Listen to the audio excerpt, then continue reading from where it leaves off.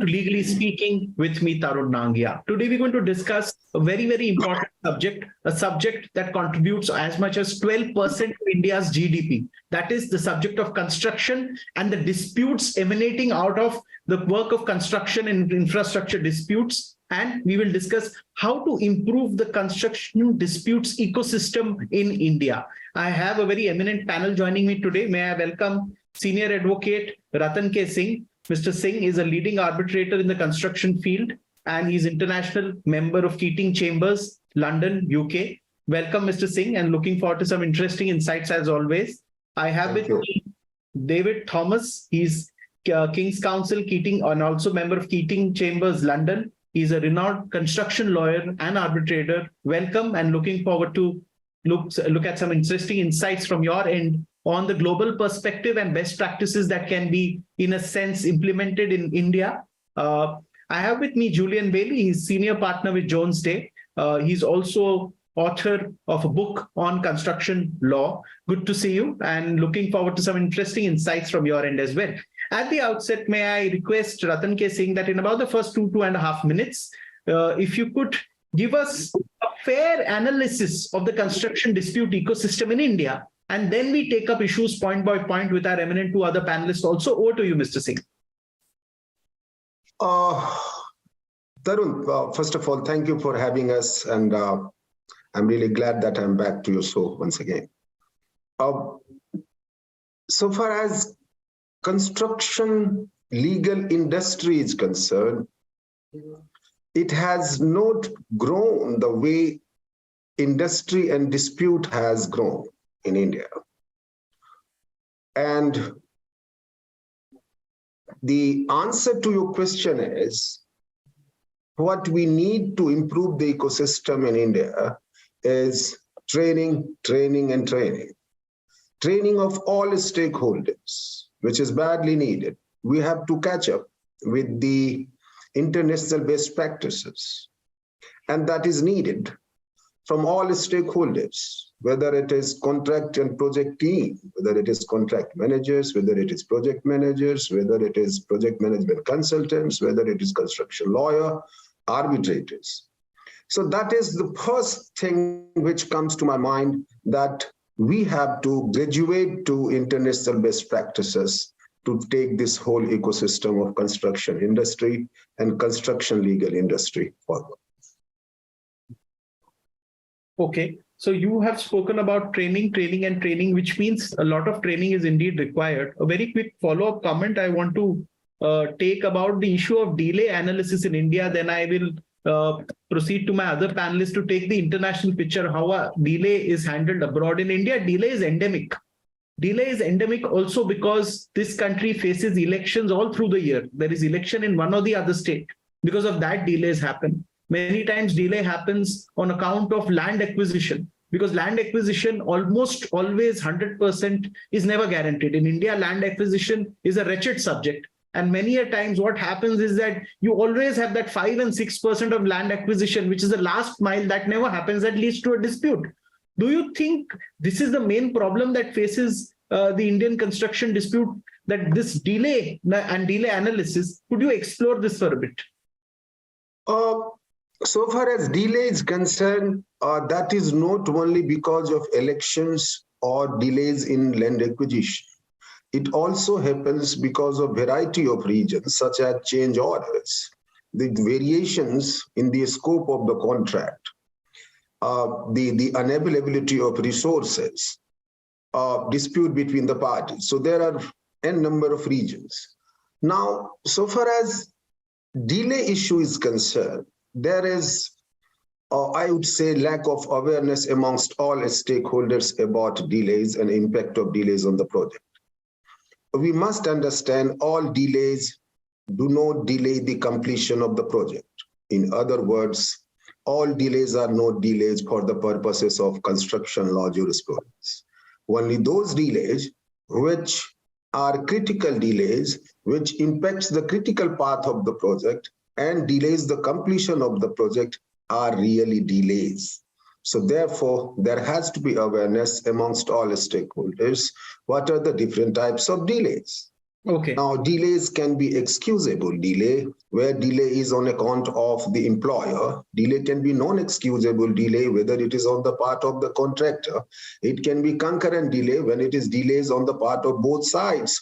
And all of this then the delay can be compensable, delay can be non-compensable.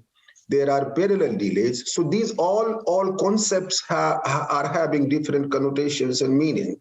That needs to be understood. And therefore, first of all, one has to understand when it comes to delay is to identify critical delays for the for the project.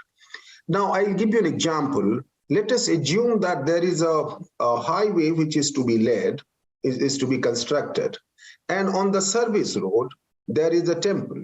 And that temple, and because of that temple was not taken care of by the employer for, let's say, 6 months. What you see is that contractor will say, extend the time of completion of the project by 6 months. But this is not how construction law looks at it.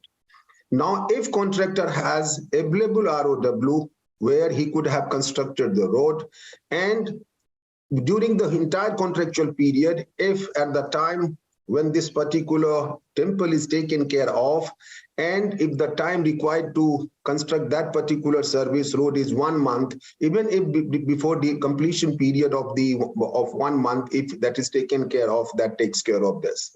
So this is one thing.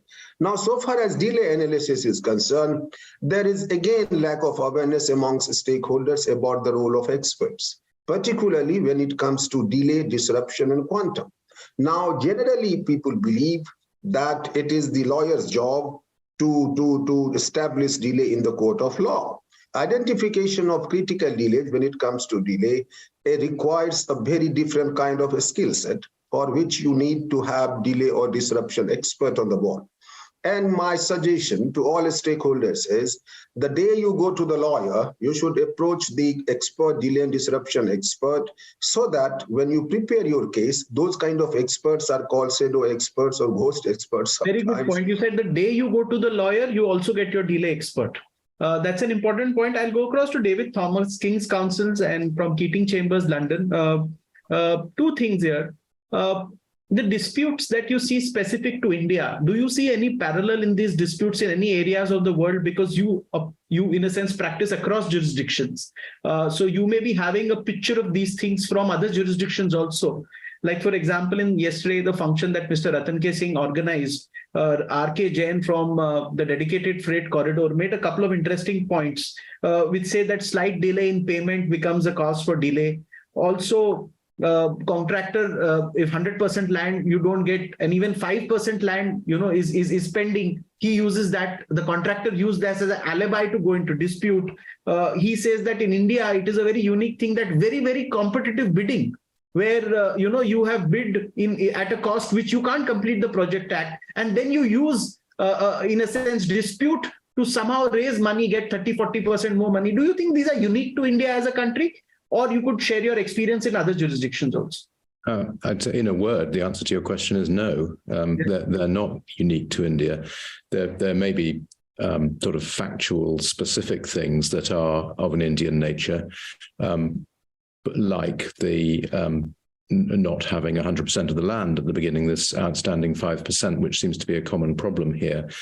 That's much less of a common problem, I think, in other jurisdictions, but other jurisdictions have their common problems, and that problem does actually occur sometimes. I mean, we get that in the United Kingdom.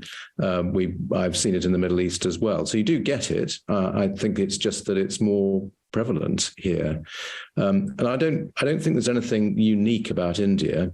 A long-term construction project can get delayed by the same sorts of things all over the world. Land acquisition would be one, variations, change orders would be another common one. Late design information, for example, that would be another one. These are very, very common issues. And the question of concurrent delay is one that comes up a lot around the world, where it's said that both parties are responsible for the same element of delay, and how you deal with that. That's an old chestnut, to use an English phrase, around the world, really. I think my perspective of it is that, which may be a little different from the perspective here. My perspective is that it is very frequently alleged, but actually, in fact, occurs much less often. So it's something that construction professionals certainly need to be very well equipped to deal with and to analyze. But actually, in practice, and this is the experience of the English courts, I think, and there are various judicial statements to this effect, concurrent delay is quite rare. Now, I suspect that's something that idea I think you may be catching up with in India, but again, the concept is not different, not at all. I mean, I hope that answers your question. The simple answer is no, and then a little elaboration. I have a request that in about a minute or so, if you could share an anecdotal project outside India, which had one or two unique cases because of which delay occurred. It could be from the Middle East, the Americas, or any other place. Could you share any one anecdote with the viewers? Okay. Well, let me think about the last major case that I did in the UK, which was about a power station, a biomass power station, which is something that there was a phase of those being built in the UK, and the contractor said that the main cause of delay was the fact that under the contractual arrangements, the employer was going to supply free issue the main part of the boiler plant equipment. So the contractor was going to build everything else on site and was then going to receive the equipment and put it into the buildings and connect up all the electricals and so on. And the dispute really was about the supply late, so the contractor said, both late and different from what it was intended to be under the contract. So they said, well, you've changed this, you're supplying different. You're supplying a boiler and a gasifier was the other principal piece of equipment. They're bigger, more difficult to fit in.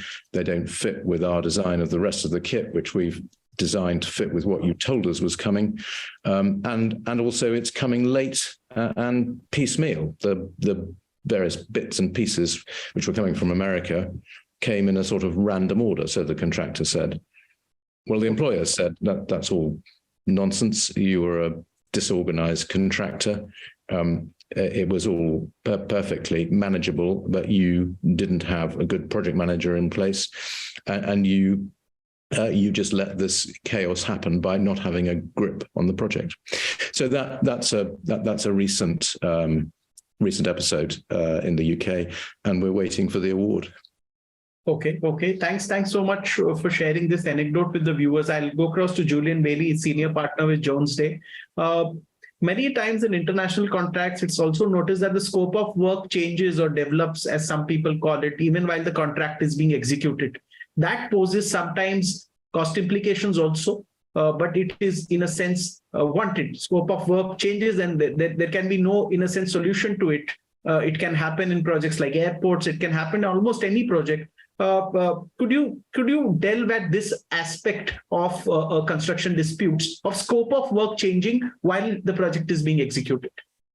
Sure. Thanks, Taryn. I mean, actually, it is quite a nuanced issue, because what happens at the start of a project is usually the design, if it's prepared by the employer for the project, the design may not be fully developed, but then the contractor will take that design and develop it into more detail.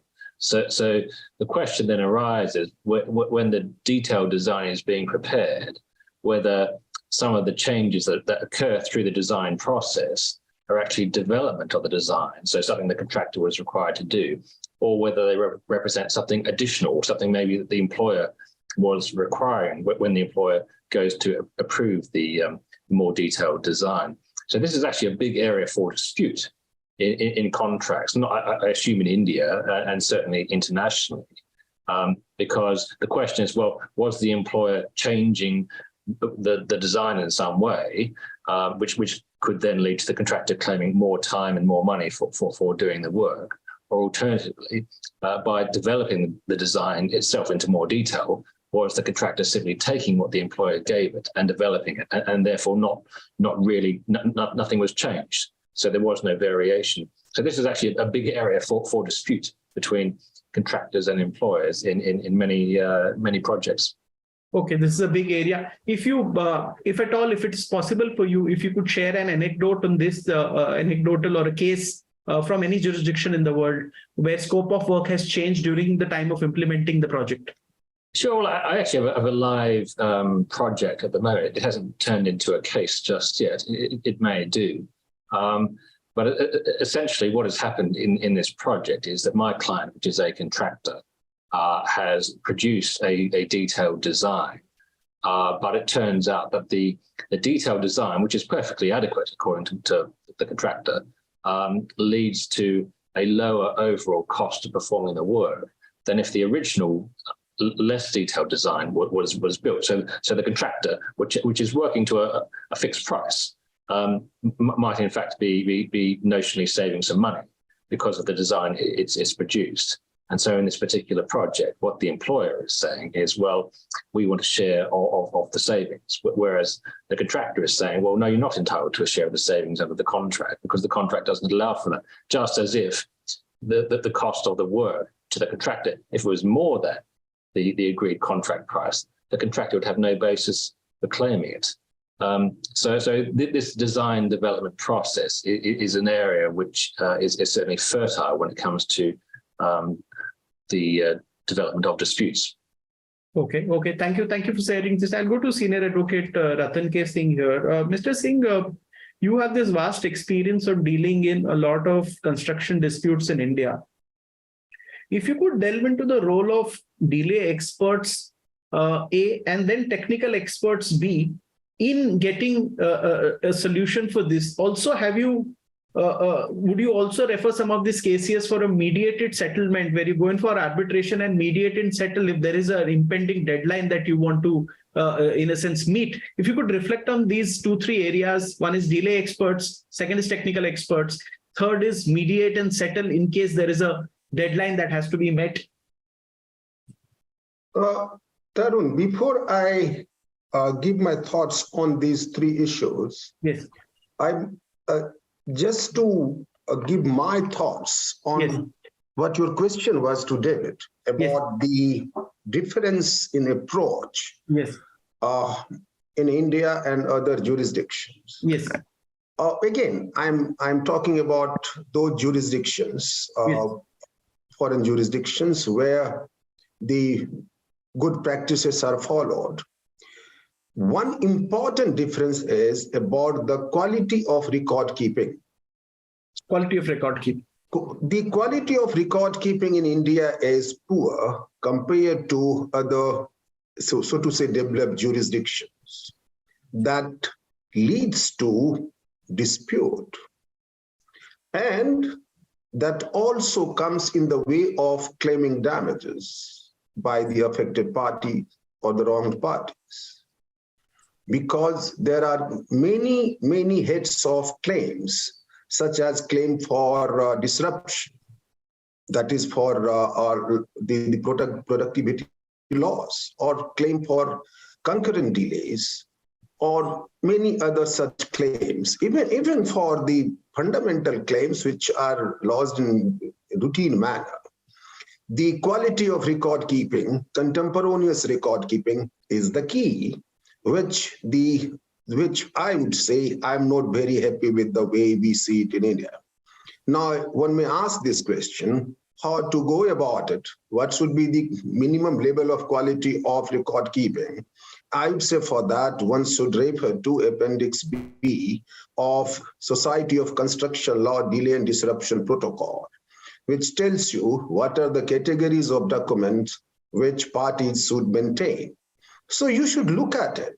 It is in your interest. If record keeping is good, you can come out with proper contemporaneous record keeping with the other side, sit across the table, and you can negotiate and settle the issue rather than going to arbitration or court litigation. So if you have highlighted, it seems a really serious issue, because if you've chosen to highlight this, which means this must be an endemic issue to Indian companies.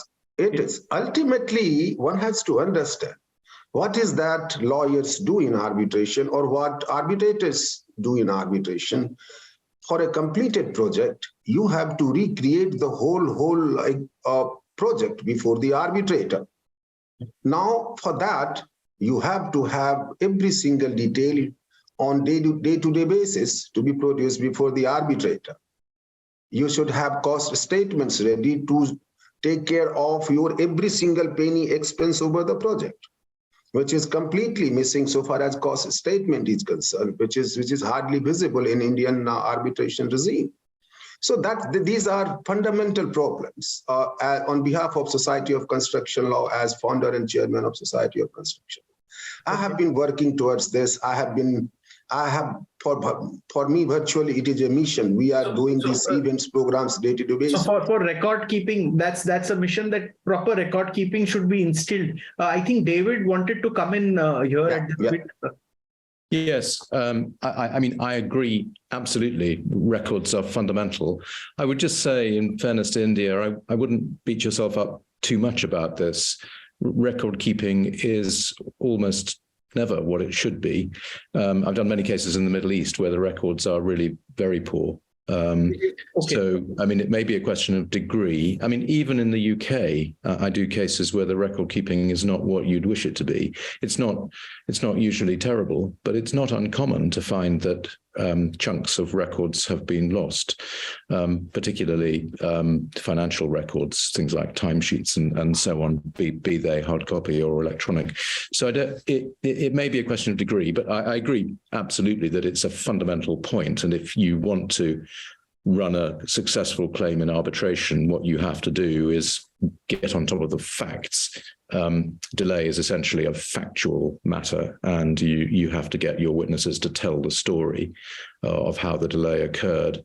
And what they say has to reconcile back to the documents so far as they exist. And if they don't exist, then the witnesses are the best that you've got.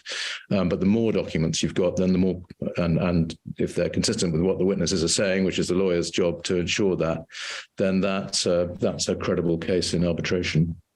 Thanks for sharing these inputs. I would like to end with the comment that yesterday R.K. Jain from the Dedicated Freight Corridor Corporation said that 20 lakh crore rupees worth of projects that are being implemented in the infrastructure space in India. India loses about 2 lakh crore a year due to delay in projects. I think that is, from the money perspective, a huge amount to lose, and also from the development perspective, also a huge loss that the country faces.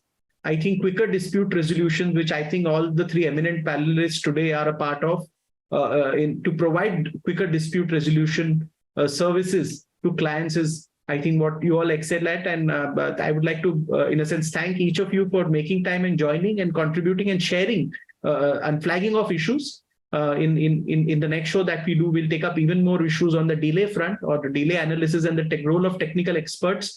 But I think that's it for now. I would like to thank Senior Advocate Ratan K. Singh, leading arbitrator in construction field, and also one who's peer at the Society of Construction Law. David Thomas, King's Counsel, Keating Chambers, London, and also a renowned construction lawyer. And Julian Bailey, Senior Partner, Jones Day, and also an author of a book on construction law. Appreciate your joining us, and thank you so much for making time.